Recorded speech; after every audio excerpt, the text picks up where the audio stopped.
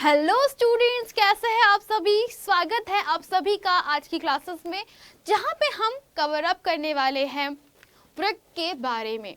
क्या होता है उत्सर्जन तंत्र, इसके प्रमुख अंग और किडनी। बेसिकली आप लोगों ने किडनी का नाम बहुत सुना होगा किसी मूवी में, या कई बार सुना होगा कि एप्पल का फ़ोन खरीदने के लिए एक किडनी को बेचना पड़ता है। तो ये सब चीज़ें क्या है और ये कितनी महंगी है, आपको सबको बाय वन बताते हैं बेटा कि आपकी ज़िंदगी के बहुत सारे ऐसे काम जो आपको लगता है बहुत आसान है, वो मोस्टली किडनी के द्वारा होते हैं। फिल्टर करना, आपके खून को शुद्ध बनाए रखना, ये सारे काम किडनी करती है। वो कैसे, आइए आज की क्लास में जानते हैं। सबसे पहले बात करते हैं हम लोग किसी भी एक उत्सर्जन तंत्र की। उत्सर्जन तंत्र ये वे तंत्र होते हैं जो किसी भी ऐसे अपशिष्टों को बाहर निकालने के लिए बनाया जाता है जो हमारे शरीर के लिए बहुत हानिकारक होते हैं। बेसिकली सभी के सभी उत्सर्जन तंत्र शरीर से अपशिष्टों को बाहर निकालते हैं।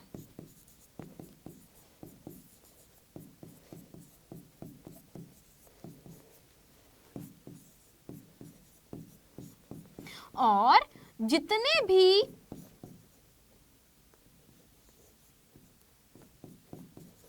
उत्सर्जन तंत्र के हमारे मेन पार्ट्स होते हैं, जैसे कि बात करते सबसे पहले आपको दो सेम के बीज दिखाई पड़ रहे होंगे। दो सेम के बीज, इनका मतलब है कि आप लोगों ने फली तो खाई होगी घरों में, है ना। सेम होता है, इसको आप लोग बल्लर बोलते हो या फिर अलग अलग जगह पर अलग अलग नाम इनके होते हैं। तो सेम के जो बीज होते हैं बिल्कुल कुछ इस प्रकार से ही होते हैं शेप में। तो ये बीजों की भांति दो किडनी आपकी पाई जाती है, left and right both side में। यह किडनियां आपके खून का फिल्टराइजेशन करती है, यानी कि ये आपके खून को साफ करने का काम करती है। बहुत सारी चीज़ें आज हम इसमें कवर अप करेंगे कि उत्सर्जन तंत्र के मेन पार्ट कौन से होते हैं। सबसे पहली बात, उत्सर्जन क्या होता है बेटा। उत्सर्जन तंत्र जो होता है वो शरीर से अपशिष्टों को बाहर निकालते हैं, जो कि मुख्यतः कुछ इन भागों से मिलकर बनता है।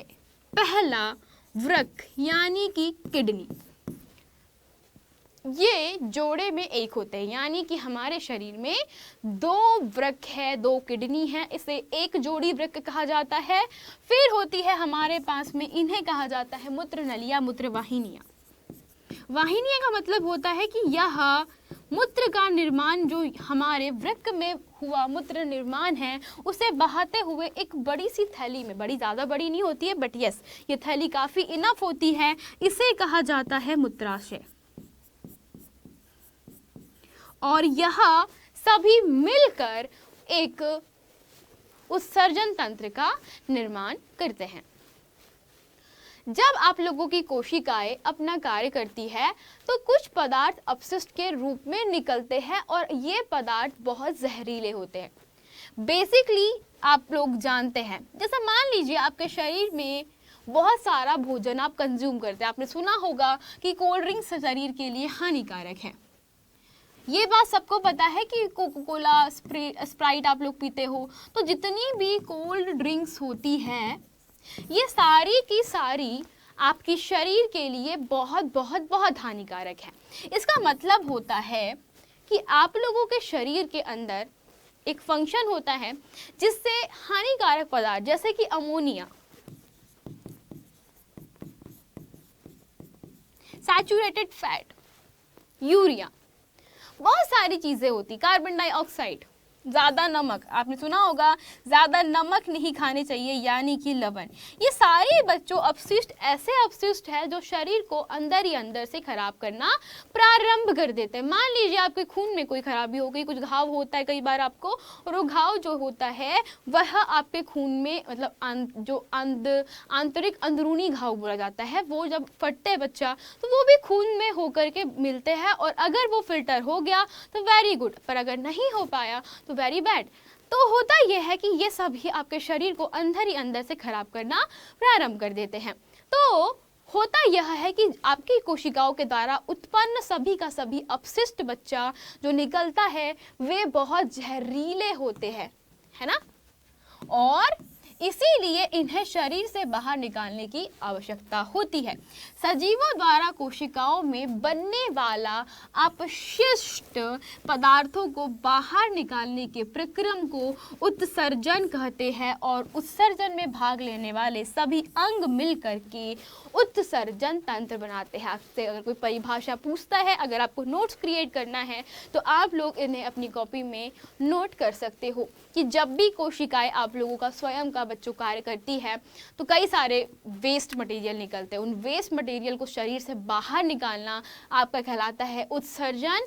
और इसमें जो भी शरीर के अंग, आंतरिक अंग पार्टिसिपेट करते हैं वो मिल करके एक तंत्र बनाते हैं जिसका नाम है उत्सर्जन तंत्र।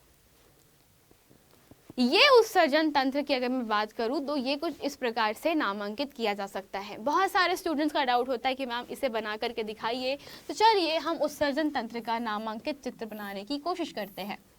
तो ये होती है आप लोगों की धमनी और आप देख सकते हो एक शिरा है बच्चा, आप लोगों के पास में एक धमनी है और एक शिरा है। दोनों को इस तरीके से लेंथ में लाइए, आपकी शिरा एक वृक्क से जाते हुए एंड दिस वन। इसी प्रकार से आपकी जो धमनी होती है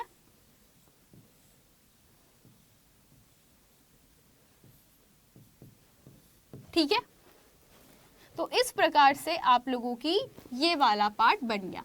अब यहाँ से जो भी आप लोगों का एक्स्ट्रा आप कह सकते हो कि यहाँ से पाइपलाइन जाता है अंदर। देखो यहाँ पर ध्यान से कि आपके पास में ये वाला हिस्सा और ये वाला हिस्सा दोनों ही मिल करके क्या कर रहे हैं, एक गेट बना रहे हैं, एक दरवाज़ा बना रहे हैं जो कि किधर जाता है, एक दूसरी किडनी के लिए पास होता है। तो आपके पास में एक इधर साइड और एक इधर साइड, अब दो सेम के बीज बनाने कुछ इस प्रकार से। ये बहुत सिंपल है, बच्चे इसको बनाने में बहुत घबराते हैं। देन आपको यहाँ से निकलवाना है दो मूत्र नलिकाएं और ये होगी आप लोगों की मूत्र वाहिनियाँ। और ये मूत्र वाहिनियाँ जो होती है इस प्रकार से एक थैली नुमा आकृति में जाकर के पूरे के पूरे मूत्र को इकट्ठा करती है। ठीक है, और यह आप लोगों का है कहलाता मूत्राशय। ठीक है बच्चों, तो अब आप लोगों को यहाँ पे कुछ इस प्रकार से इसको बना सकते हो। अगर आप लोग बनाना चाहे तो इसको कलरिंग कर सकते हो, इसमें आपका मन है, आपको जैसे कलर करना है आप कलर कर सकते हो। अगर आपको कलर नहीं करना है तो दैट्स फाइन। इसको नामांकित करना सबसे ज़्यादा इम्पॉर्टेंट होता है। नामांकित करने का मतलब होता है हर एक पार्ट को आपको इसके नाम के साथ में लिखना है। जैसे कि इसे हम लोग कहते हैं वृक्क। नाम लिखने का बायोलॉजी में एक तरीका होता है, जिस भी भाग की बात कर रहे हो उसके साथ में तीर का निशान। और यह है आप लोगों की धमनी, यह शिरा है ना, इसे कहते हैं मूत्रवाहिनी। नीचे है आप लोगों का बड़ा सा एक मूत्राशय और मूत्राशय के साथ में आप कह सकते हो कि नीचे होता है रंध्र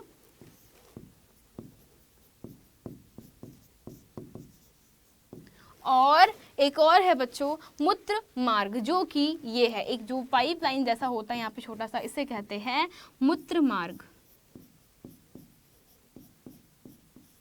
ओके, तो ये होता है किसी भी एक व्यक्ति के शरीर के अंदर। किडनी थोड़ी सी तिरछी हो गई है बट बच्चों समझो कि ये पूरा सीधा है। ठीक है, तो थोड़ी सी गड़बड़ हो गई, इट्स फाइन, बट समझो इसको बनाने का जो तरीका होता है कुछ इस प्रकार से बनाया जाता है। अब होता क्या है प्रोसेस समझिए। आपकी जो रक्त वाहिनियाँ है बेटा, यहाँ पे जो रक्त वाहिनियाँ है जैसे कि ये है आप लोगों की धमनी और ये है शिरा। आपको पता है शिरा में अशुद्ध खून होता है, सबको पता है। तो शिरा में क्या होगा, अशुद्ध खून एंटर करता है तो यहाँ पे अशुद्ध खून जाएगा और वो किडनी में एक बच्चों छलनी जैसा फिल्टर होता है, लिटरली बिल्कुल छलनी जैसा, और बहुत बारीक छलनी होती है वो। और वो बारीक छलनी में यहाँ पे से खून जाता है, वो कुछ इस प्रकार की होती है, यू शेप की होती है। वहाँ से खून बेटा छनता है और छना हुआ खून बेटा इस तरीके से यहाँ से निकल करके मूत्र वाहिनियों में आता है। और जो छना हुआ खून है वो वापस से आपकी धमनी में बनता है, और जो छनके बच्चों जो अपशिष्ट खून निकलता है वो इस प्रकार से आपके मूत्राशय में इकट्ठा होकर के मूत्र मार्ग से होता हुआ रंध्र से बाहर निकल जाता है ना।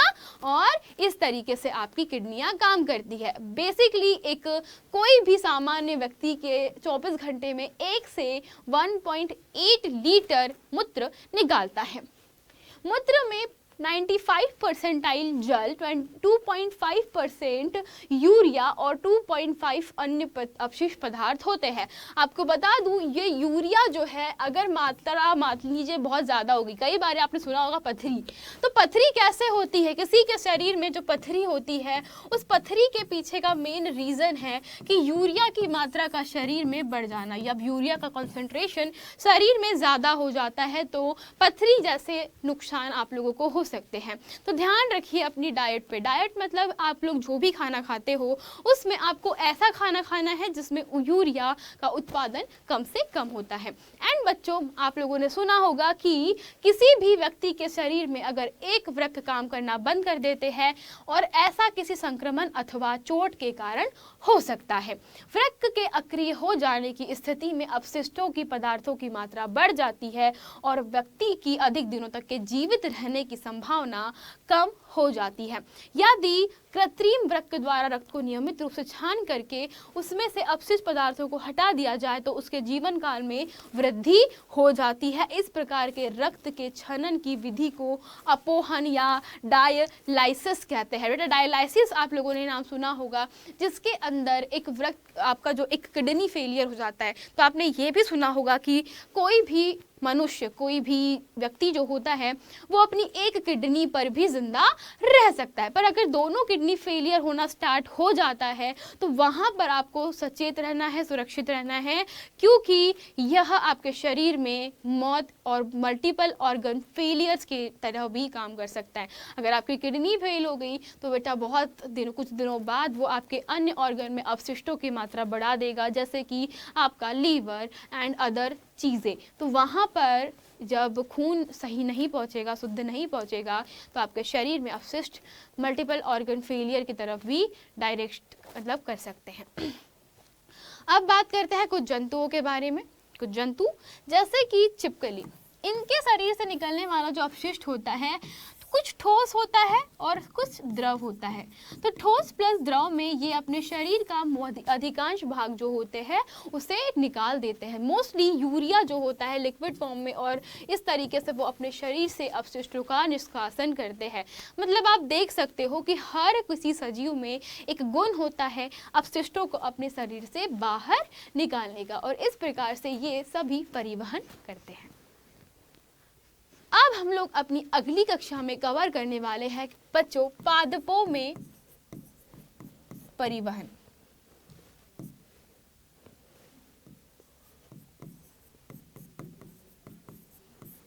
पादपों में परिवहन, इसका तात्पर्य क्या होता है? इसका तात्पर्य है कि भाई हम लोगों ने सजीवों में जान लिया कि सजीवों में किस प्रकार से होता है, पादप भी सजीव है, लेकिन पादपों में सजीवों की भांति एक तंत्र अलग होता है बेटा, है ना। हर किसी सजीव में तंत्र अलग अलग होते हैं। किसी में फेफड़ा होता है, किसी में नहीं होता, किसी में त्वचा होती है, किसी की नहीं होती, किसी का त्वचा का कलर कुछ और होता है, किसी का कुछ और होता है। तो बेसिकली यह डिपेंड करता है। तो हम बच्चा पादपों के बारे में जानने वाले हैं हमारी अगली क्लास में। तब तक के लिए हम लोग चलते हैं, मिलते हैं हम लोग अगली क्लास में नए कॉन्सेप्ट के साथ में पादपों में जानन। तब तक के चलते हैं बच्चों, धन्यवाद।